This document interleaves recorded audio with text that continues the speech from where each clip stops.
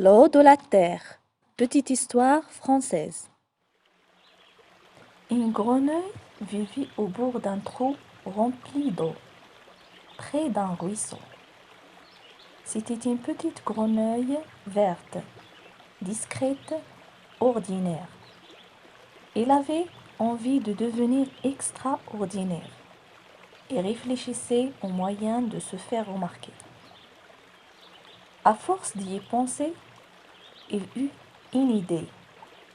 Elle se mit à boire l'eau de son trou, à boire, et elle l'a bu jusqu'à la dernière goutte, et elle commença à grossir.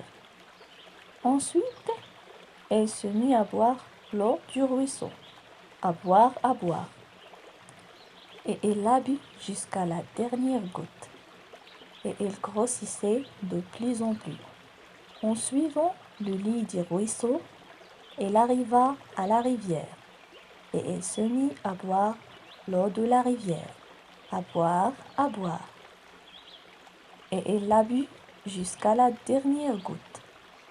Et comme la rivière se jetait dans le fleuve, elle alla près du fleuve, et elle se mit à boire l'eau du fleuve, à boire, et elle l'a bu jusqu'à la dernière goutte.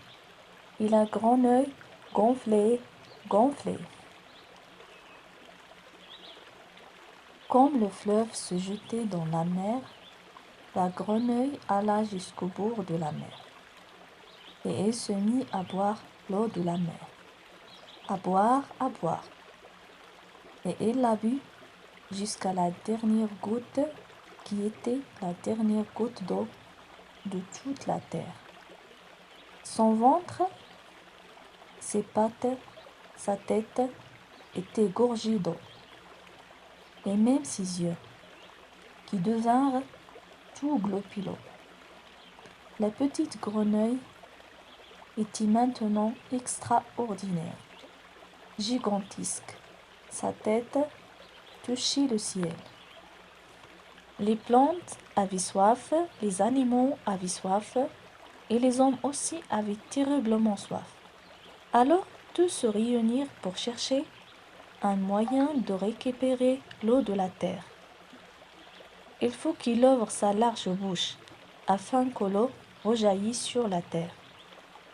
Si on la fit rire dès quelqu'un, il ouvrira la bouche et l'eau débordera. Bonne idée, dirent les autres. Ils préparèrent alors une grande fête, et les animaux les plus drôles vinrent du monde entier. Les hommes firent les clowns, racontèrent des histoires drôles. En les regardant, les animaux oublièrent qu'ils avaient soif, les enfants aussi. Mais la grenouille ne riait pas, ne se riait même pas. Elle restait impassible, immobile. Les singes firent des acrobaties, des grimaces, dansèrent, firent les pitres. Mais la grenouille ne bougeait pas, ne riait pas, ne faisait même pas l'esquisse d'un sourire. Tout était épuisé, assoiffé.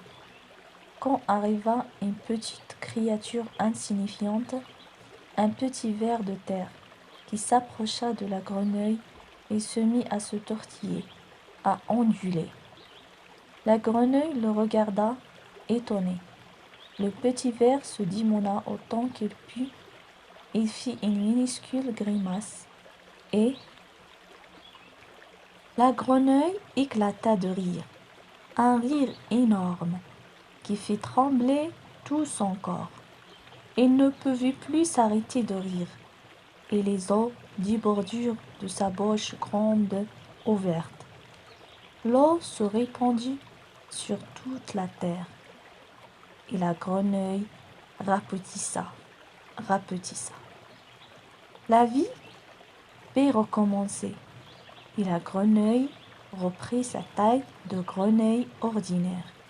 Elle garda juste ses gros yeux globuleux en souvenir de cette aventure.